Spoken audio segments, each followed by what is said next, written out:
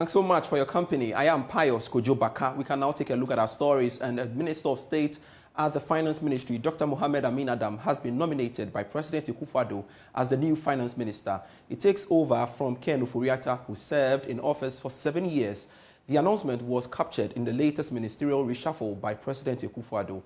Now, Dr. Amin Adam was in February 2023 appointed as the Minister of State at the Ministry of Finance. We've got to go to Zoom and speak to Economist, Dr. Patrick Esuming, on the back of this. Thanks so much, sir, for joining me on Business Live. Now, do you think that the appointment of Dr. Amin Adam will have an impact on the economy when we talk about confidence, basically? Good evening to viewers. Thanks for having me. I think for most ordinary Ghanaians, probably the announcement might represent very positive news. That's because many Ghanaians have come to associate the former finance minister, if you may refer to him as such, with a lot of the economic difficulties that we have faced, going all the way to the extent that the members of parliament in his own party had called for his removal. So to that extent, that change will be seen as something positive, regardless of whether there will be any positive specific changes in the policy direction. But at the same time, we also, personally from an economist point of view, I think this particular nomination changes a little bit of the orientation of the finance ministry. At the beginning of the current administration, I felt that there was a little bit of an imbalance in the composition of the finance ministry in terms of having people who have experience mostly in investment banking and financial engineering, which to some extent explains some of the policies that we saw. Now, the new appointee or the person who has been nominated seems to have some background in economics. We still have the Abna Osei-Asare, who has some accounting background, and then also somebody with private sector background. So I guess that's a better balance than when you used to have Mr. Boahen and Mr. Duboahen and the finance minister who shares similar background. So in that sense, you could see that there's some positive, it could be a positive feedback as far as Ghanaians are concerned. I don't know what you think, but really, do you anticipate any shift in the approach in relation to labor and their demand for some taxes to be removed now that he's assumed office? I'm not sure that it's just labor. I think, so if you think about it broadly, we are in the middle of an IMF program. So in terms of the broad macroeconomic policies, you probably shouldn't expect a change because there's been a change in the finance ministry, who is the finance minister. However, you see that there are specific things that could be different, even within the IMF program. So if you take the fiscal policy side, and you do mention the taxes, yes, we do need to raise more revenue, but it could represent a different approach. So somebody who has a background in petroleum engineering and a lot of experience in the energy sector might bring a slightly different perspective, or he might decide that rather than imposing so many new taxes, he might decide to think about how you think about the tax policy more broadly in terms of how to grow the economy and not necessarily introducing a lot of new taxes. So there's a potential. So we are in an IMF program, all right, but we only have to raise revenue. It doesn't require that we impose new taxes. We can think more broadly in terms of how we raise the taxes. So in terms of the broad policy environment, maybe not the direction where the fiscal policy has to go, but in terms of the specific choices, there could be some changes. I see. Talking about the IMF, will there be a positive step for future engagements with the IMF itself, considering the fact that his predecessor, Ken Ofori-Atta, was initially against the decision to go to the IMF? I think we've gone past that bridge, right? I mean, I think the moment we made the decision to go to the IMF, we probably should have removed the then finance minister because of his categorical statement that we shouldn't be going there, to signal a change. But since then, he's led the process and he's led a lot of the engagement. So, but at the same time, don't forget that the current nominee has also been part of the finance ministry. He's been a minister of state at Minister of State for Finance. So you get a sense that he's been part of the discussion. So he probably will be well informed. So you shouldn't expect too much of a negative reaction from that side, from the IMF and probably from the international community, because he would have been part of some of the discussions that have been going on. You being an economist, what would you say should be Dr. Amin Adam's major lesson from his predecessor? So I think, well, this is my hope. My hope is that he will begin to think of the economy in a slightly different way from his predecessor, in terms of focusing too much on leveraging, that is the borrowing, and then also tapping into existing cash flows. That has led to what some people call mortgaging of some of our future cash flows from specific sources. And that he'll think more broadly about growing the economy first.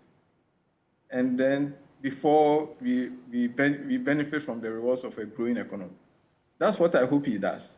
I think that if he does that, and then also it's a little bit more forthright about where we are headed, and then more frank about where the economy is headed and what has to be done, and more engaging with, especially with the business side, and maybe run a more inclusive way of thinking about the policy options. Probably that will help him. All right, thank you very much, Dr. Patrick Esumeng. We are indeed grateful for your time here on Business Live, and we've got to stay a while longer on this developing story. Economist Professor Lord Mensah says the appointment of Dr. Mohamed Amin Adam as the finance minister will not change the economy before the end of the year. He spoke earlier on the marketplace.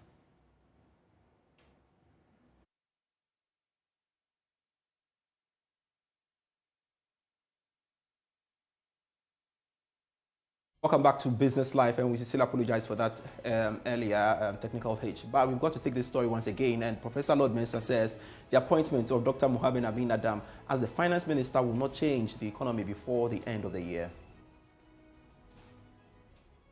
Economic cost to us anyway, and until the 9 months will come, nothing will change, because it's an economy that has been set up already. Ken Operator has set up the economy already by handing it over to the IMF.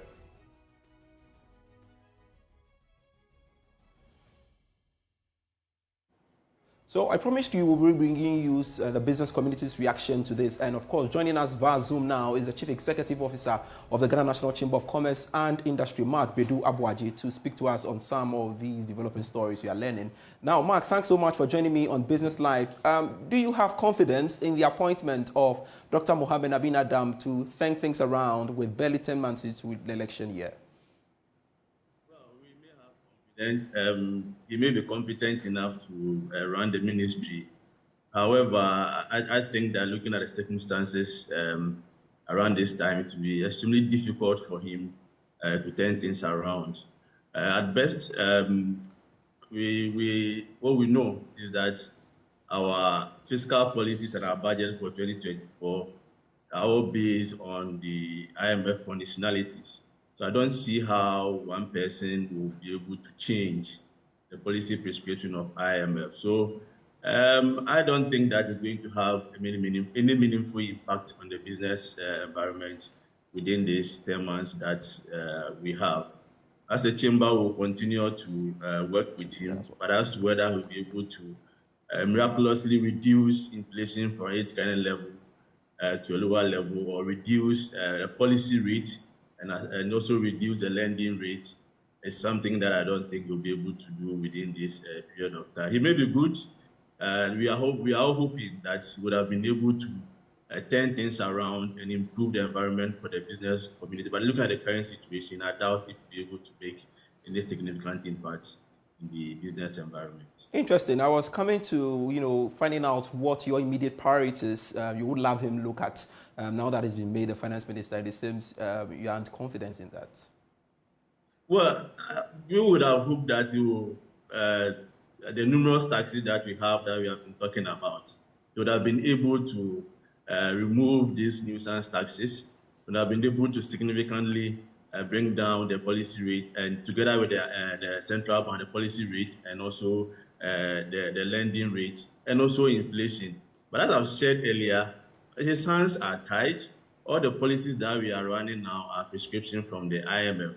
I don't see the new minister coming in and saying that all the taxes that have been introduced is removing A, B, or C, or reducing some of the rates of these new taxes. Probably would have loved to do that, but given the fact that IMF is also there looking at us, and all that we are doing now is to be able to raise revenue and also bring down our debt to GDP, his hands are tied.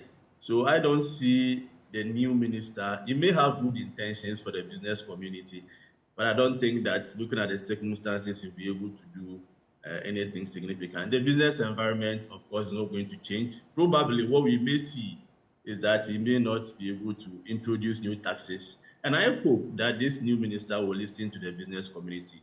We are ready to work with him, and he needs the business community to be able to succeed. Our doors are always open and ready to discuss issues with him.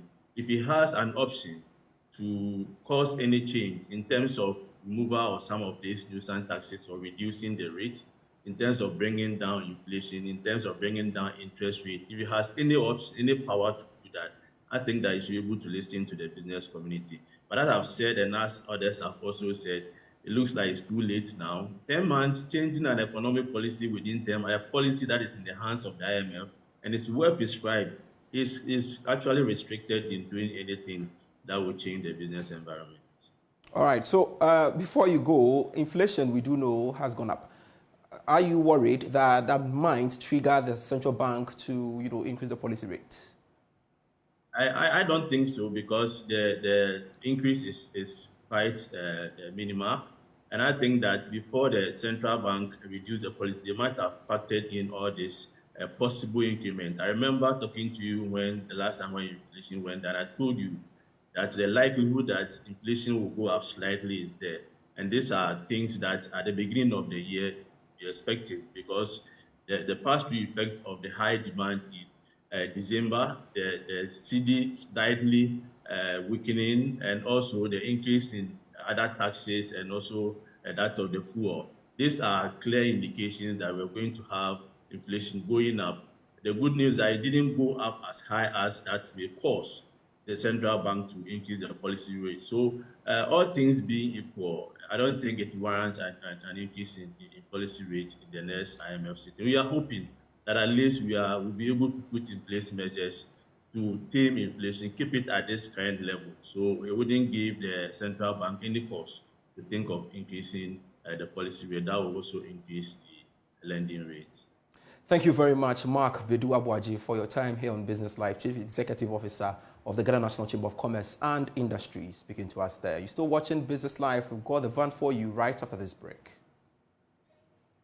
And that's it for Business Live for today. I am Pius Kojo Baka. See you same time tomorrow. Bye-bye.